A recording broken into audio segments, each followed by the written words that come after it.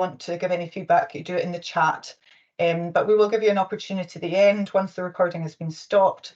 If you have any sort of particular questions you'd like to talk to us about, you can stay on the Teams meeting and we can answer those questions for you. But just in terms of anonymity, just leave it off your camera, etc. That'd be great. Okay.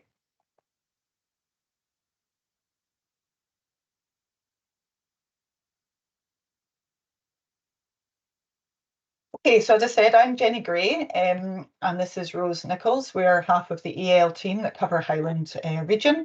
We also have Alison Roy and Alison Drummond, and their details are there. They unfortunately, Rose and Alison are only in post until June of this year, and then it'll be down to just Alison Roy and myself covering Highland. If you want more information about our role, it's there. A link to the Highland Council website is there. And we've got, at the moment, we've got two sources of information. We've got our blog, which we've had for years, and we've got a new fancy website, which Rose has been working hard on. So any resources and things that you want to access, please do sign up and go and check these out.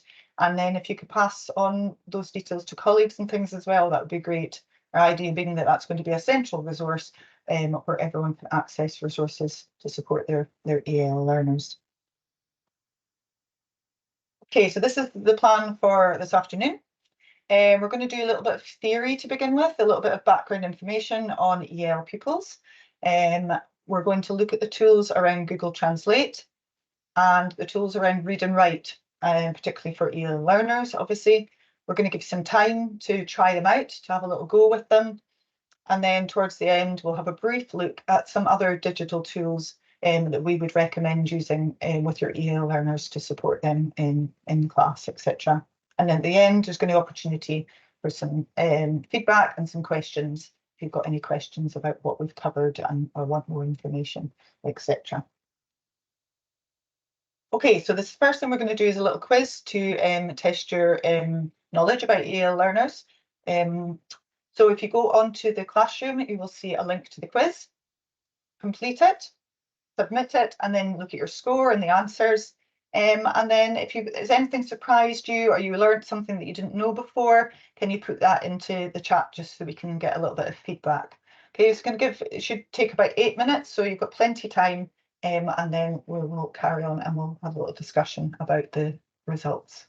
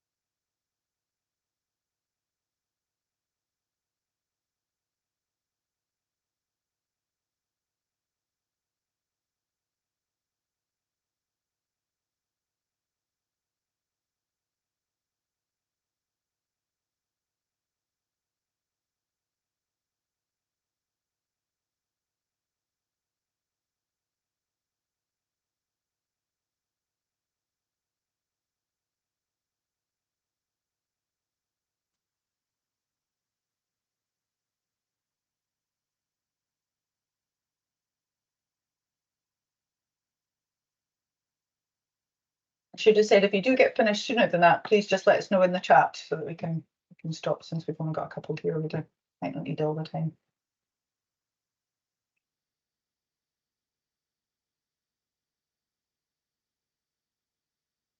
And I think next time I'll switch my camera off for the timer. I've got one person saying that they're finished. Okay, so we'll wait, that's fine. No rush. Oh, 2 people.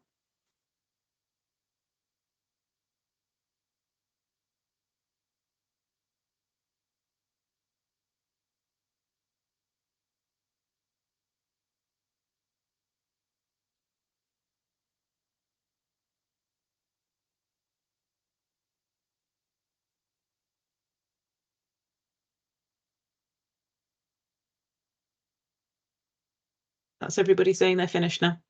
Okay, I'll just stop the timer then. Any feedback of anything that people found surprising, or anybody put anything in? Nobody's popped anything in the chat just yet, but if they do, I'll let you know. Okay. Well, what we'll do is we'll go through the answers, obviously, and then if anything comes up, you can just let me know. Okay, so yeah, I hope you did well. I hope you learned something from that. So there is our correct order. So we've got new to English. These are when pupils are just starting to learn. They're maybe speaking odd phrases and single words.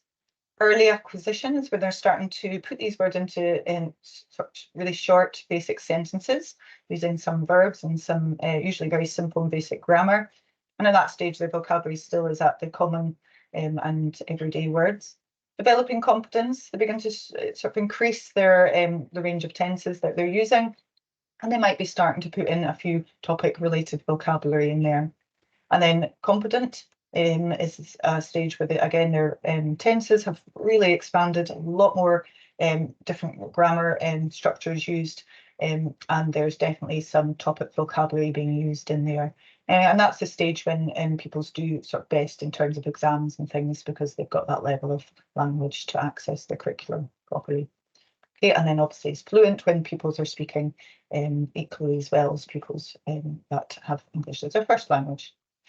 Okay, so the little short period of silence, silent period can be quite common for pupils. It can be as long as 6 months, but for others, I have seen some in the nursery, for example, that have maybe taken up to a year, and they've just kept really, really quiet all that time.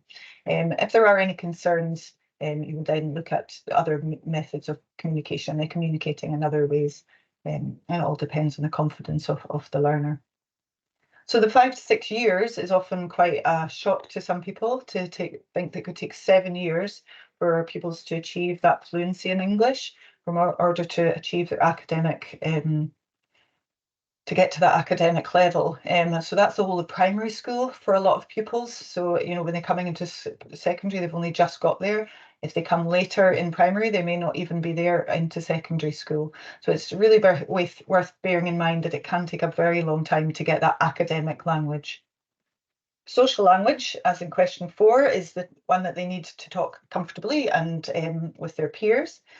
And that can sometimes, when you hear people talking to another people, it makes it sound like they've got a good grasp of the English language, but it is just that social language, and we know that they need that academic language before they can fully access the curriculum and achieve their potential in school. And the 2 years for how long it can take, that comes quite often is quite surprising for some people. It can be shorter, you know, that can be up to 6 months to a year, but you need to bear in mind that's quite a long time for pupils who could then feel quite socially isolated because they don't have that social interaction with their peers. Definitely, we've had before, the 100 languages spoken in Highland School is often a surprise to staff. It was about 70 when I first started this job, so it's gone up now, and that's a large number of languages spoken, which gives us a great diversity across Highland schools. Okay, number 7 was very tricky, and I wouldn't expect people to get that. It's been a learning curve for me at the moment. So Farsi, Dari, and Tajik, I think it's pronounced. they all come under this sort of umbrella term of Persian. So if you go to Google Translate, for example, as Rose will show you later on, that's the language you would choose if they were Farsi, if they spoke Farsi, Dari, or Tajik. I've got some students at the moment, some speak Farsi and some speak Dari, and they do understand each other quite well, but they do say there's definitely differences in vocabulary and some of the structures and things. So it's not exactly the same language, but very, very similar. Yeah, the number 8 is interesting. We do get a number of pupils that come that are not literate, so they've never learned to read and write in their own language. That can make it tricky. We have lots of tools with Google Translate that Rose will show you later on that can help with that if they're not literate and they can't read in their language. And it can make it really much more difficult to learn English, because not only do they have to learn a new language, but they're also having to learn the mechanics of how to read and write at the same time. So that can be quite a barrier for the young people that have come here. All these reasons that were mentioned for maintaining their home language, important to have the good basic language. It's very important when you're speaking to your parents that you use your home language. If anybody has children, imagine trying to have a conversation with them in maybe the French that you learned in school, having to have something, a conversation about emotions and feelings, etc. So these are all really important reasons to encourage pupils to maintain their home language and to encourage the parents to do that. There are many parents now that we find that are choosing to speak English to their pupils, and they're doing it for all the right reasons, but we're trying to promote that always they should carry on with their home language. All the strategies are given, we would suggest for supporting EAL learners. And if you go onto our new website, you will find a lot of different new ones, other ones that you can look and might apply to your class, to your situation. There's strategies there for reading, writing, listening and talking at all the different EAL language levels. A really good resource in there. You might find that a lot of these you're doing already, and some of them are what you might describe as common sense, but it's worth looking through them and getting some ideas about how to support your learners in the class. Okay. Okay, so now I'm going to transfer you back to Rose, who's going to do the next part of the training.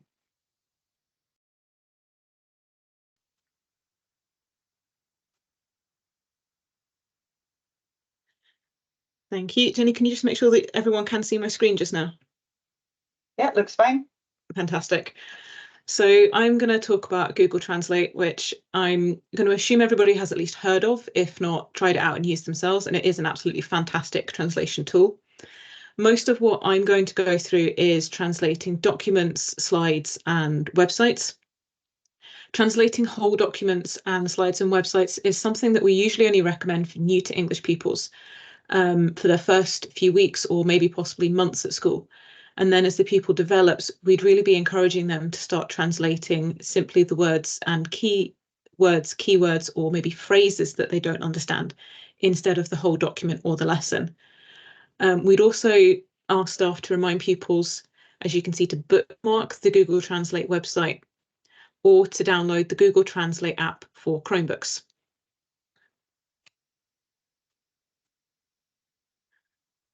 So the first thing that I'm going to talk through is about using Google Translate for typing. And before I show you about using that, just to say that you can actually set up laptops and Chromebooks to have more than one keyboard language input.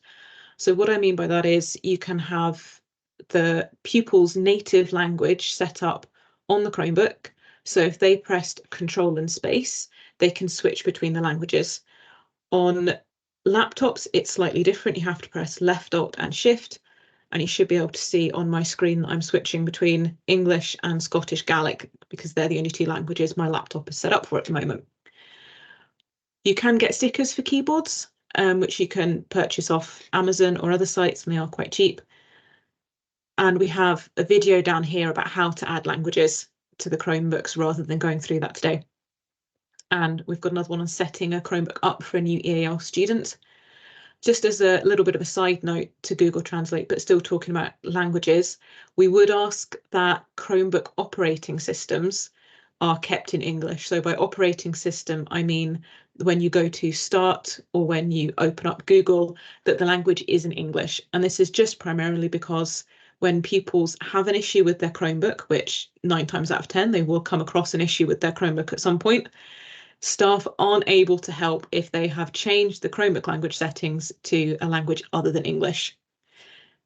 It does mean that the pupils will have to use the Chromebook in English, but then they have a very strong motivation to learn all of those English phrases for their Chromebook because they want to be able to use it.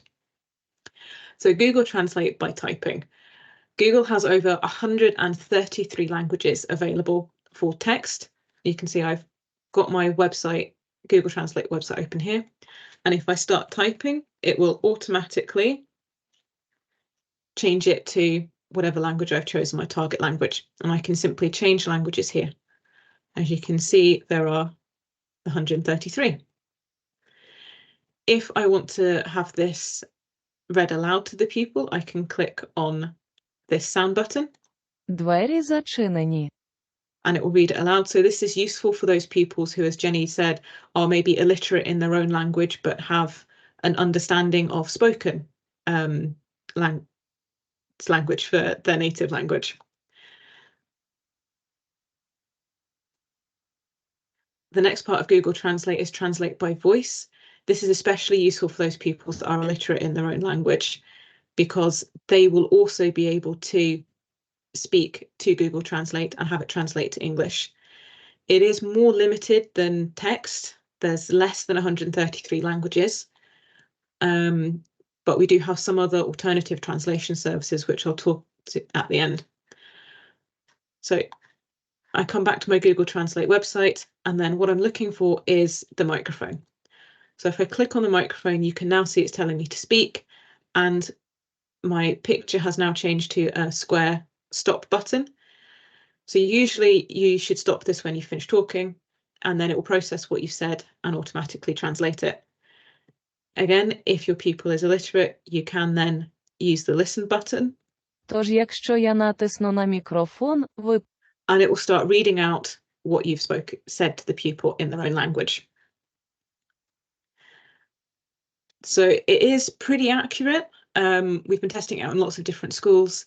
So even with asking the pupils themselves, they said it is fairly accurate, even with background noise in classes. So that's quite useful. If you need to give an instruction to a pupil and they're not understanding what it is you're saying, you can pop onto Google Translate, use the voice function, and then have it translated to them, which they're able to then read or listen to. The next one is translating by image. And one thing that I do want to say before I get started on this is pupils can use this translate by image to take a picture of work and then upload it and translate it.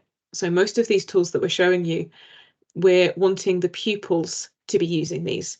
So the onus is less on the staff to be translating worksheets and putting them onto Google Classroom, and more encouraging and supporting the pupils to take a worksheet or take a page from a book that they've been given and put it through Google Translate themselves. So there is the possibility of taking a picture with a Chromebook and translating it. So you can use it to take a picture of the pupil's work and translate it to the home language to send home.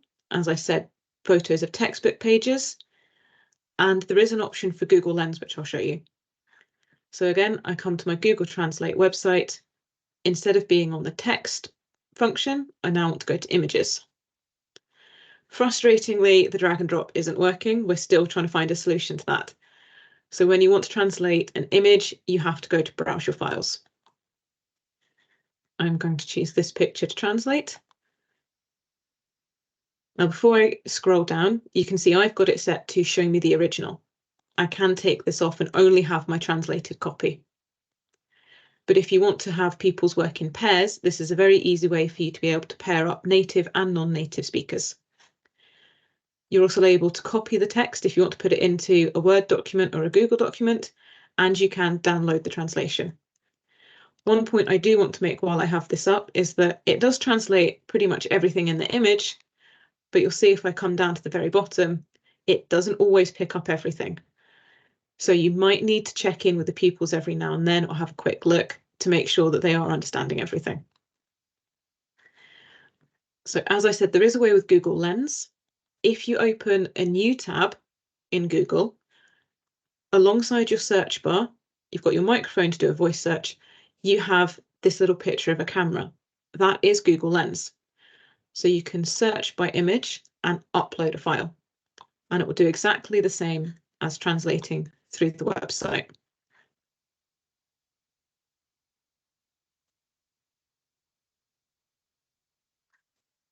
And then all I need to do is come down to translate.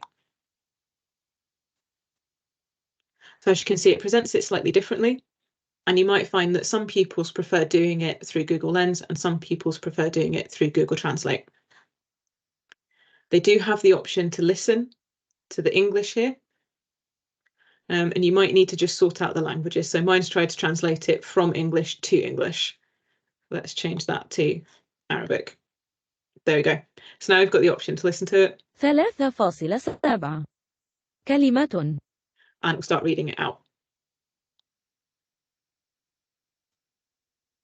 The next, translating a document or a slide. And when I'm talking about documents, I'm talking about Word documents or PDFs. There is a way to translate Google documents, and I'll show you that in a second. So again, I'm coming up to my Google Translate webpage, and this time I'm moving along again to documents. Again, drag and drop isn't working, so you need to choose browse your files. I'm going to choose the PDF to translate, although I could easily do the slides. It works the same way, and click on translate. Now it's given the option to download or open. I'm just going to open them so you can see what the PDF looks like. You go PDF completely translated into Ukrainian. That's quite quick and simple. Now, I did say there was a way to translate Google documents. So rather than going to my Google Translate website, I'm going to go to my open Google Doc. And inside this Google Doc, in Tools, you have the option to translate the document. And I will just put this into, we'll go for Armenian today. So it opens into a new tab, and it does give it a different name. We do encourage pupils to change the name so that they can find it more easily, but they might need some encouragement and support and training on how to sort out their files. If you're anything like me, sometimes you don't always sort out what you've saved. And here you can see it's now functioning just like a Google Doc, except it's been translated.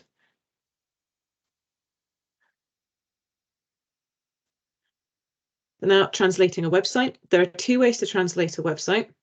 The first way I'm going to show you is through using the Google website. So I'm going to take my website link and go back to my Google Translate website. And again, I've got text, images, documents, and now we're going to websites. Here is where you want to put in your website URL. Paste that, and then click on your blue translate button. This will again open into a new page, and it will translate into the target language. What's nice about this is that I can very quickly switch between English and Ukrainian, the language I translated it to. So again, if you've got pupils working in pairs, they can both access the same material and the same topic. That's very simply how you translate a Google website. Just to say, if there is an image on the website that won't translate, the pupils will need to then screenshot the page or save the image and then translate it as I just showed you for translating an image through Google website, through Google Translate.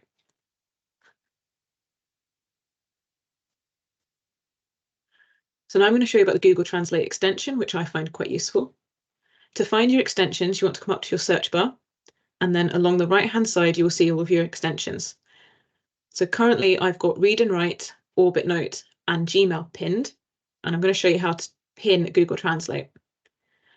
So to find all of your extensions, come into the clear jigsaw, and then you'll see all of your extensions. To pin Google Translate, go over the pin icon and then click on it until it's filled in. And you can see as I pin and unpin this, my Google Translate image is appearing and disappearing in my extensions at the top. To change the language settings, go into the 3 vertical dots and options. This will tell you what primary language.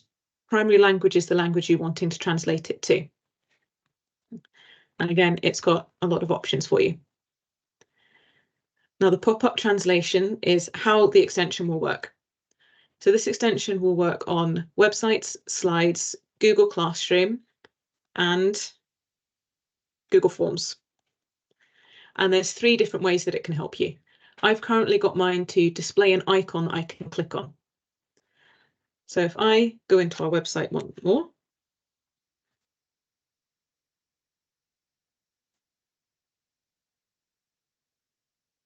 so this is a website I haven't translated. If I double click on a word or highlight it, you can see my Google Translate image has popped up. Now, if I want to get the translation of health, I click on the Google Translate image and it will give me my translation. I can listen 건강, if I need the pronunciation, and I can do this for both Health. English as well. I'm going to go back to my translate options. So that was display an icon that I can click. Now, if I change it to immediately display my pop-up and save my settings, I'll go back to my website. Now, when I double click on the word, the Google Translate extension is straight away giving me my translation. So I don't have to then click on the wee pop-up image. And the third option is to not display an icon or a pop-up. Again, I'll save my options, back to my website. Now, when I double click on my words or I highlight them, I'm not given the option of Google Translate. So instead, I need to select my word, and then I have to come up to my extensions and choose Google Translate. Left click to be given my translation, and exactly the same as my pop-up was appearing. One thing to note with this Google Translate extension is it will also offer me the option to translate the entire page. So if your pupil's finding that they are having to translate quite a few words on this website, they can instead just translate the entire page. It is a bit more clunky than doing it through the Google Translate website, but you can still change between English and the other language. But unfortunately, you have to know what the other language is to know this is the button to switch between.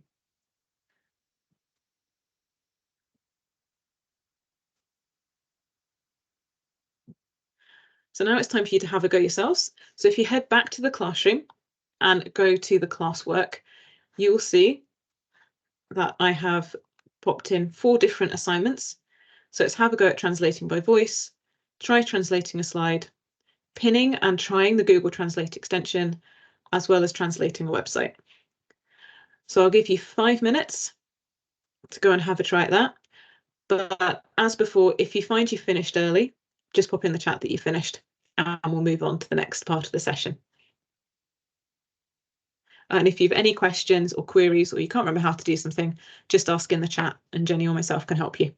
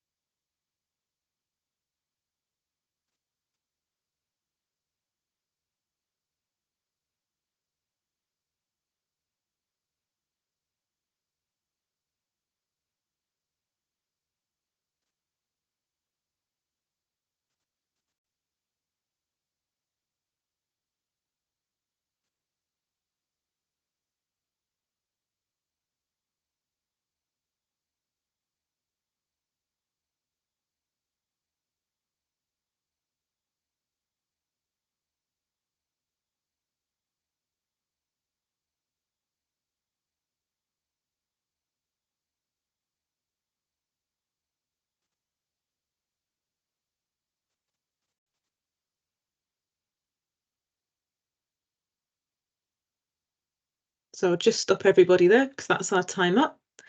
So I hope everybody got on all right with that. If you did have any questions, I hope you're sharing them in the chat. I'm going to stop sharing now and pass you on to Jenny for the next part of this session. Okay, thanks, Rose. There was nothing came up in the chat, so I don't know if that's a good sign or not. I'm presuming so. Okay, right. Thank you, Rose. That's great. Okay, so we're moving on to the next section now, which is the tools and functions of Read and Write for Google Chrome. I'm presuming that at least everybody will have heard of it. It's a fantastic resource that has been rolled out across the whole of Highland, so all the pupils should have this on their Chromebooks, and everybody should have it on their laptops as well, so you can try it out. It's a resource not only for EAL pupils, it's for pupils with all sorts of additional support needs and those without, just to support their learning when using the Chromebook. So I'm going to focus particularly, obviously, on the tools for the EAL learners, but there are many more that you can investigate at your leisure as well. So, okay, so these are the ones that I'm particularly going to focus on today. We're going to look at settings, how to set it up to support your EAL learner. We're going to be looking at text-to-speech, picture dictionary, the translator, vocabulary list, and the prediction. And then we're going to look a little bit at Orbit Note, which, although it's not a read and write, it functions in similar ways. It is used for PDFs because read and write does not work on PDFs. What Read and Write does work on is everything basically in the education, Google for Education suite.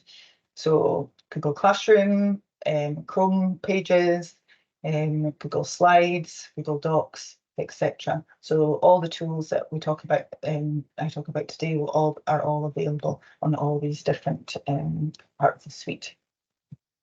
Okay, so a bit like Rose described, for the Google Translate extension, Read and Write is an Orbit Note are both extensions as well. So you should find them up in your little jigsaw on the top right here on your taskbar. So you click on there, you can see I've got Google Translate pinned, but we want to pin Read and Write and also Orbit Notes so that they're unavailable. If these aren't in your options for extensions, you can always go to the Play Store and download them. All Chromebooks and all laptops should be allowed to download them so that they're available. So then they're sitting up there on your taskbar ready to be used. As I said, I'm just going to look at a few of the tools today. If you want to find out a little bit more about Read and Write, you can go on the Highland Digital Schools Hub. There's lots and lots of videos there on how to use Read and Write for Google Chrome. And there's also Text Help, who make Read and Write, also have some videos and tours, etc., that can talk you through some of the functions that I'm not necessarily going to mention today, because it is, as I say, a fantastic resource that we would really like to see more pupils using in schools. Okay, so these are some of the functions we're going to look at. So settings, first of all. So if I give you an example, so to open up Read and Write, we go up to extension, we click on it, and we wait, because sometimes it can take a little bit of time to open up. And it's taking a very long time. There it is. Okay, so especially, just warning, especially on the pupils' Chromebooks, it can really take a little while before it opens up. So be careful of not clicking on it again, because it'll make it disappear. So there you get, there are all the tools that are available there, and settings are in, as they often are, the sleeping snowman, as I call it. Okay, so you click on there, we get settings. Okay, and we can set it up.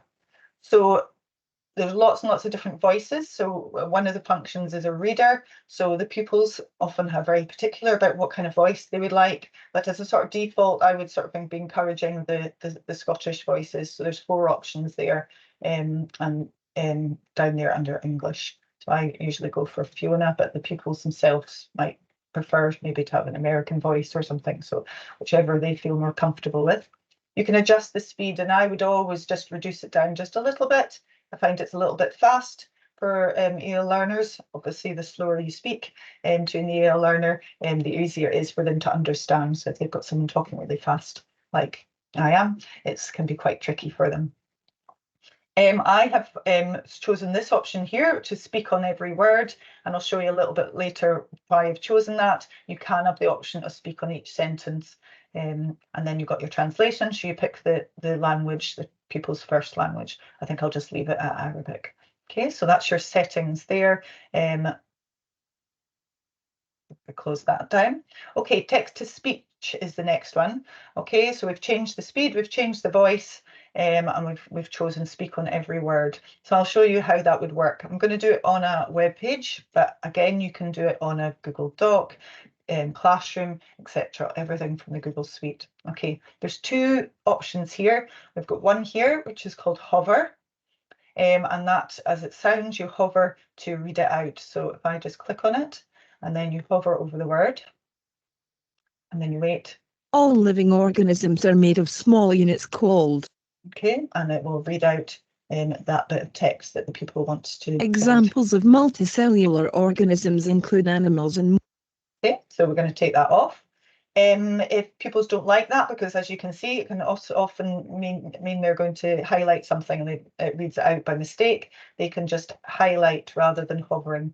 Okay, and then we've got the play, pause and stop functions as you would for anything else. Okay, so they can press it. Organisms made of more than one cell are described as multicellular. Yeah, I would say even then I would say maybe the speed is a little bit fast. I would maybe reduce it a little bit so that it's a little bit clearer for them. Okay, so that's the text to speak. Now with some web pages, for example, a bit like Rose described, sometimes on a web page it's an image rather than a text, so that it won't translate using translate tools. The same for the reader here. So these words here, for example, are images, so they won't be, you can't highlight them. But what you can use is the little icon here, screenshot reader. So we're just going to take a little screenshot. Now you could do a big huge, if it was the whole thing with an image, you could do that. But for here, I'm just going to show the example. You highlight, okay, and it starts to assess it. Capital R. I knew that would happen. Capital R. Practiced that loads of times and it worked beautifully, but on this occasion it's decided not to work very well. Let me refresh that again. I knew that was exactly what would happen. Up again, so screenshot. I think it's because it's too small. So normally it would be quite a big image you were trying to read out. One. No, okay. I promise you that it usually works.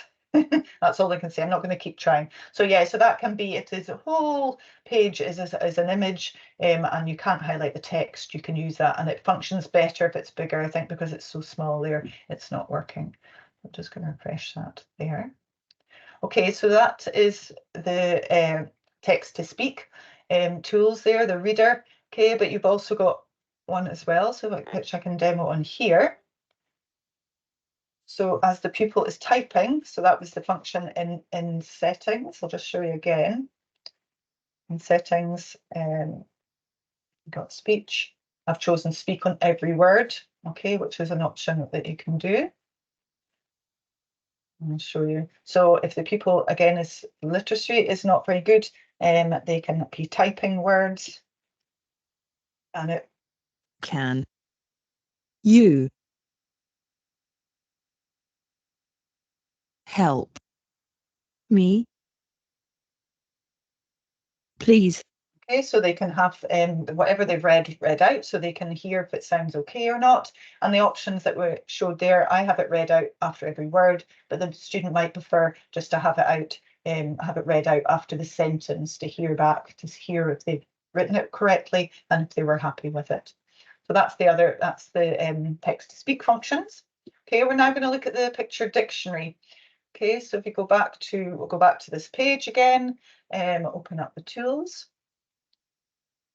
There's two dictionaries on the Google Read and Write. There's a normal dictionary and a picture dictionary. We're not recommending the picture dictionary. We'll see in a minute why, but the picture dictionary can be really useful, especially for pupils quite early on in their language acquisition. So we highlight the word, okay, and we just press the picture dictionary. Okay, and it pops up, and as it describes, it gives you a little picture to help them with the meaning, okay, so that you can use that. I'll show you what the dictionary itself and see why you can sort of maybe see why it's not, we wouldn't recommend it. Although it's good, it will read out the word for you. It just has too much of a definition for an EAL pupil. There's too much text in there for them. We want to keep it simple. So Rose will show you a bit later on the dictionary that we recommend, this one, Cambridge Free Dictionary, which is better for getting meanings of words. Because as EAL pupils progress, they're less likely to use Google Translate, and you would be encourage them, especially when they get to developing confidence or competent, to not be looking up the words in their home language, but to be looking up the meanings in English, and that's developing their language even further. That also helps for pupils, for example, with this kind of topic-based language. So you might get an EAL pupil that's come and they've never done biology before. So if they highlighted human and translated it into their home language, that might not be a word they're familiar with. Or organisms, it might not be a word they know in their home language. So a dictionary definition is better for that. So that's a picture dictionary.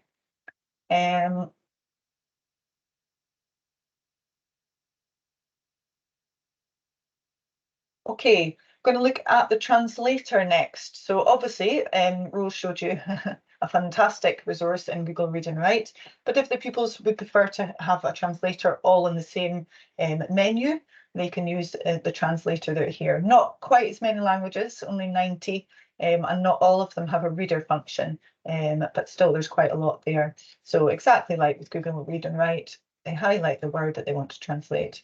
They click on it, and we've already set it up for Arabic, so it can be read in English and it can be read in Arabic. Okay, so that's just an alternative to using Google Translate in the Google Suite.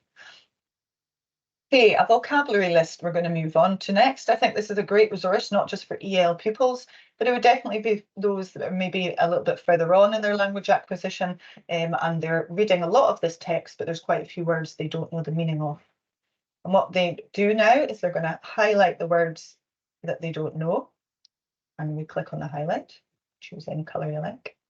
Maybe don't know examples. Sometimes it's not always the topic words that pupils don't know, but these everyday words. Examples, and we'll do one more, variety. Okay, so they highlight. And this is a good exercise even on paper as well. If you're giving pupils a worksheet or a bit of text, to highlight the keywords and get them to translate them into their home language. But this way we're going to make a vocabulary list. So we go up to the menu, and the vocabulary list is here with the dots and the list. We click on it. Which colours do you want to collect, depending on how they've used the highlighter? Click OK. Now this is going to create a vocabulary list in a Google Doc. So that will be stored in their Google Drive. And as Rose said, if you can encourage them to organise those documents, that's wonderful. I've seen people's Chromebooks, so I'm not full of confidence about it. So yes, so what happens, you get the word, you get the symbols in there, you get from the picture dictionary, and you get the dictionary definition. Okay, but there's a space for notes. So there's various things that could go in there. They could translate the words and use the translator to translate, copy it and paste them in there. Or they could use the Cambridge Dictionary, put the words in there, get the meaning, and put the simpler, more definition in there. Then they've got that for next time they come into class. They can go back to that list and remind themselves what all the words meant from the last lesson. So a good resource for all pupils, I think. We want all pupils to be developing their vocabulary. So that's a good way of doing it, focusing on these words. Okay, going to move on to the next one, which is prediction. So just a bit like predictive text that we used to use on our phones. The predictive text is to support the pupils with their writing. So if their spelling is not very good, their literacy is not very good, for all pupils, not just EAL pupils, we can use the predictive text. And if we go into settings, again, there's settings for prediction. Okay, you can choose how many results the read and write program will offer you. So 10 is quite a reasonable amount, but some people might want more or less. It's trial and error. And there's an option here to change here. So you can change predict ahead. And predict ahead means they will offer you a suggested word without you even typing a letter. And I'll leave that chosen so that you can see what that looks like. So we want to go to type. Okay, we press the predictive, which is a little crystal ball. Okay, and we start typing. Okay, and the list of 10 words will pop up here. Now, obviously, if pupils are not very literate, that's going to be quite a lot of words for them to read. But if they hover over, he, her, here, help. so they get the one they want and they can click on it. And it just gives them a little bit of security. EAL pupils sometimes don't like to get spellings wrong. They don't want to make a mistake, and that way they can be given the word. So Them, that's given me some you, suggestions of words that I them, might be looking for me, next. Oh, and it has got me with. his, my. Okay. And not sure if it's not got the word. This. Okay, so it's got all the suggestions. Will It's not problem. got what I want. Plint. Okay. Plan. Plane. Pleasure, please. Okay. And we can type that in. Question mark. Like a lot of these tools, and I would say for Google Read and Write specifically, I think you need to make sure that pupils have practiced using these tools, show them what to do, and then remind them that they're there and get them to go over them a few times to see if it's something that works for them. Because some pupils might like it, others might find it's actually more cumbersome. Each pupil is individual, but like all tools, they need a little bit of practice on them. Okay, so the last one, the talk and type, which again could be used for other pupils, not just for EAL pupils. And just as it says, it'll take the predictive text off. So for example, I've got a pupil at the moment from Sudan, and he's got quite, comfortable, I would say, developing confidence in spoken English, but his literacy in English is very, very poor. He's not really writing sentences yet. So this sort of tool is ideal for him. He can just go up to the talk and type button. So a bit like in Google Translate, press it to talk. Can you help me, please? Press it to stop. Okay.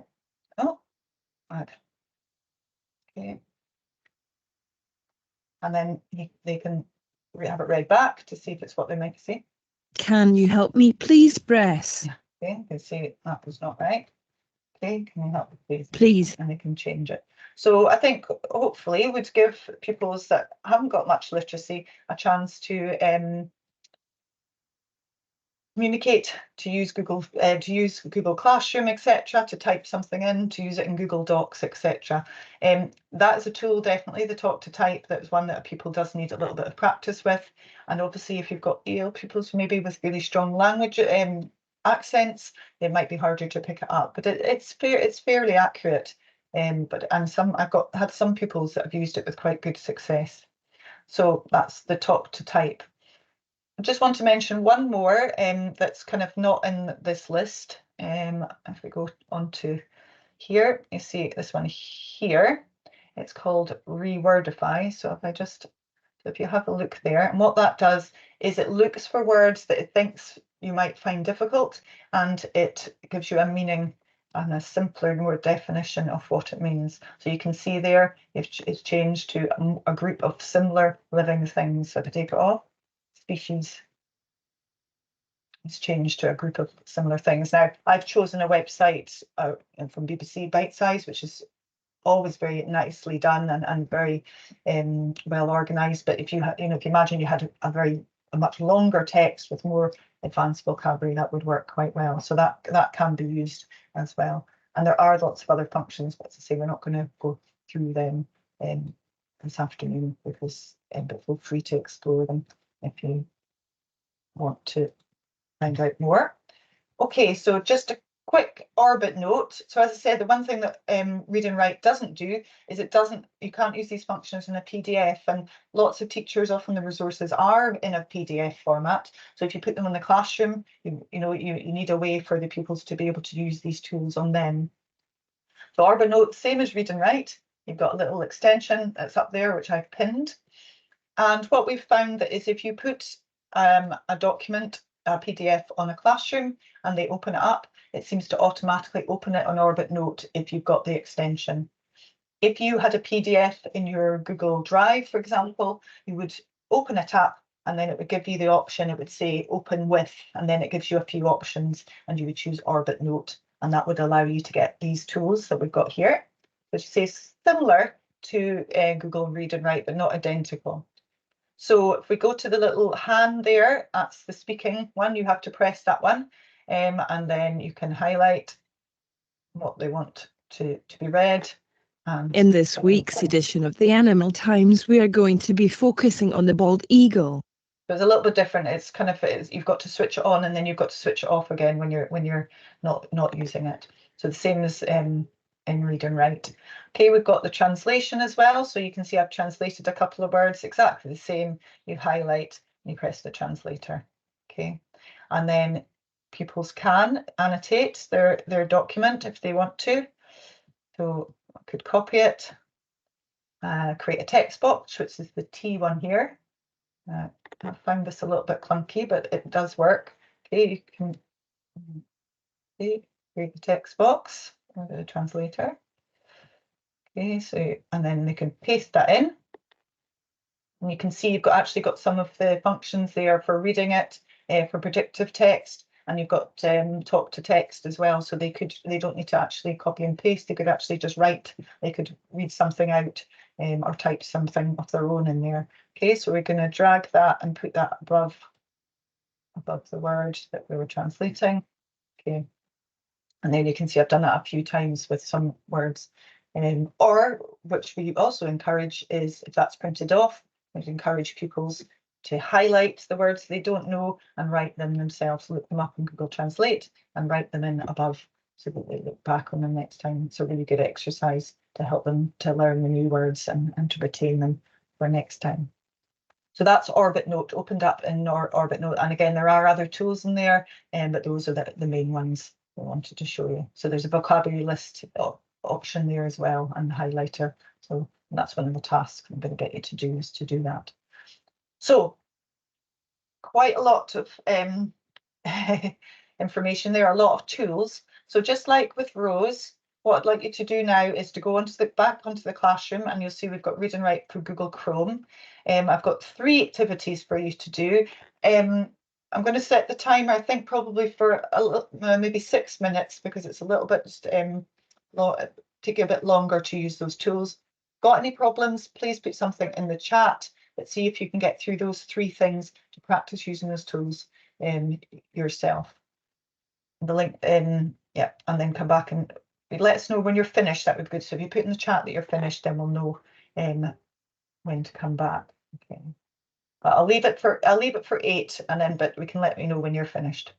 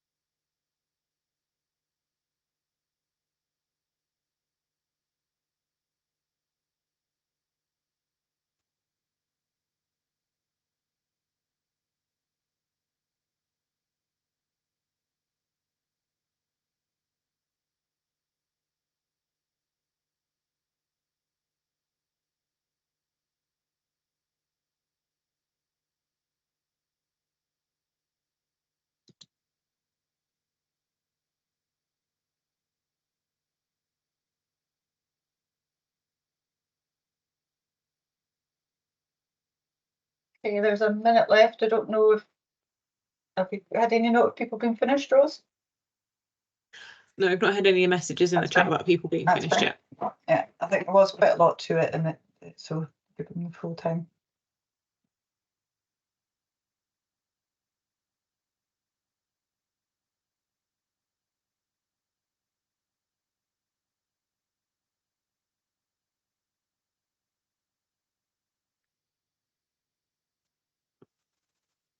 Thank you. So we've got one person saying that they're done.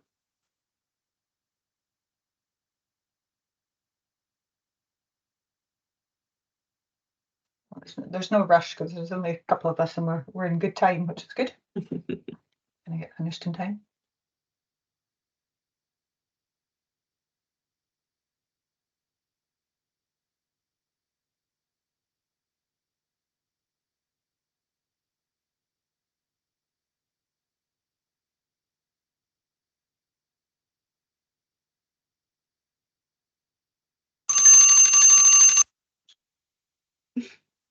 Okay, so that's, hopefully that was enough time. Apologies if you needed a little bit more, but obviously all the links and everything are on the classroom, so you can have at your leisure explore some of those a bit more later on. Okay, I'm going to pass you back over to Rose, who's going to do the last little bit of the training.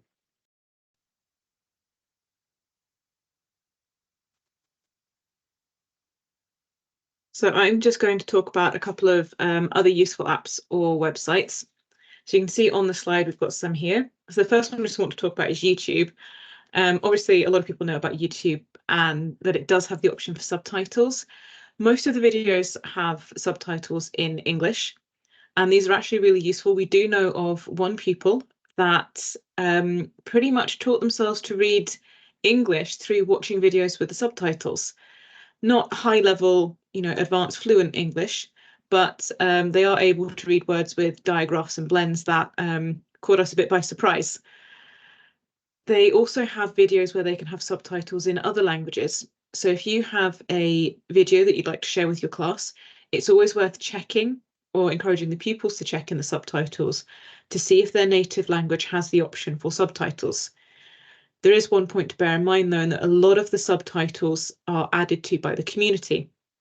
So this basically means that somebody who is bilingual has gone in and added these subtitles. So they're not done by a professional translator in most of the videos. Certain videos, if they are done by a broadcasting company that happen to be on YouTube, they might have professional level subtitles, but generally they are done by just your average person who is bilingual.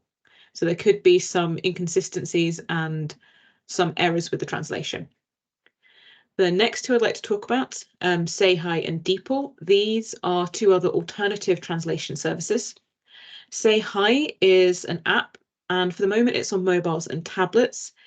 It's not really working on Chromebooks and it doesn't work on laptops, but it is really useful when you're helping with the initial communication. And also if you're needing to communicate with parents quickly when you're outside the school gates, or they've just quickly caught you, and perhaps parents' fluency in English isn't so great. Say Hi currently has about 100 languages, so less than Google Translate. But you will find that some of the languages Google Translate doesn't have the option of translating to and reading aloud. Say Hi does. One language that I know in particular is Pashto, or Pashto. That Say Hi has the option to read Pashto aloud. And this is helpful if you have pupils that aren't literate in their own language. Unfortunately, Say Hi doesn't have the ability at the moment to listen to Pashto and then translate it to English. DeepL is another one that we'd like to recommend. It's apparently used by professional translators. It's primarily for written text, and a lot of the pupils have reported that it's incredibly accurate and that they prefer it over Google Translate when they're doing written work. It has about 30 languages, so it is a lot more limited, but they are adding to it all the time. I've already talked about Google Lens, so I won't go into too much about that. And the next two are the Cambridge Learners Dictionary and our Digital Tools Padlet. So the Cambridge Learners Dictionary I'm just going to move a few of these, is the dictionary that we'd recommend, the online dictionary that we would recommend for pupils. It is more for those who are sort of developing competency in English. And the nice thing about the Cambridge Dictionary is it will tell you the part of speech. You can listen to the pronunciation. Person. And you can also listen to the pronunciation in American. Person. Because you might find that some pupils will have a bit of an American accent if they've picked up some of their English from watching American videos. The Cambridge Dictionary will also tell you the level according to the Common European Framework reference. So A1 is sort of beginner level. For us, that would be new to English or early acquisition. It gives a very simple definition. So especially if you think back to read and write dictionary definition, which was very complex, the Cambridge Dictionary is a lot simpler. It also gives you example sentences of when the word's been used. So sometimes you'll find pupils who know what the word is and they know what it means, but they're struggling to put it into a sentence. I'm just going to show you a different word on the Cambridge Dictionary just to show you that it does change the level. So this is now B2 level and B2 is intermediate. And again, the definition, because it's a more advanced word, is harder. And if you scroll down, you get other options like more examples, fewer examples, different definitions, and if it's been used in a different context and the part of speech has changed. The last thing that I wanted to show you is our EAL Highland Digital Tools Padlet. So we're adding to this all the time, and you'll find that we have Google Translate and Say Hi, we have links to everything. Oh, another translator that pupils have cottoned us onto is Wrtie, and this is an AI-powered translation tool. It's only available in 26 languages, but as we've said, it's popular with students. So this is definitely something that I'd recommend you bookmark, and not just because it's ours. We do add to it all the time. So every time we find new things or we find things that aren't working, we do constantly update it. So that brings us to the end of our training. So just before we move on to our little exit pass, we'd just like to know if you have any thoughts, feedback or questions for us that you could pop into the chat, and Jenny will read them out if you've got any. If you don't have any questions, if you just mind popping in, no, I don't have questions.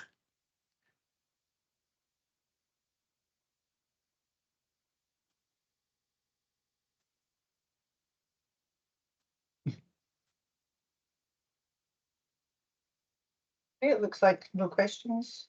I am seeing that as a positive. That means we must have done a good job. Yep, we must have covered everything that you were looking for today. Right, yeah, I think that's all. Okay, yep, that's. Okay, so just before we go, we'd like to thank you for turning up for the training today. It is recorded, so if you do want to go back and look at anything, it will be available as soon as we sort the recording out and post it and share it. You'll continue to have access to the Google Classroom training. The slides are on there and the assignments will be on there as well. So before you finally leave for today and enjoy the rest of your evening, Jenny, myself and the EAL team would appreciate it if you could put one thing that you've learned today in the chat and one function or tool that you'd like to explore further or that you'd like to use with a pupil and you've got a pupil in mind that you'd like to use it with. If anybody does have any other more specialist questions that they'd like to ask Jenny and I, we will be available to hang on after the chat, but we'll make sure we do it once we've stopped the recording. So I will just finish, I'll stop sharing my screen now.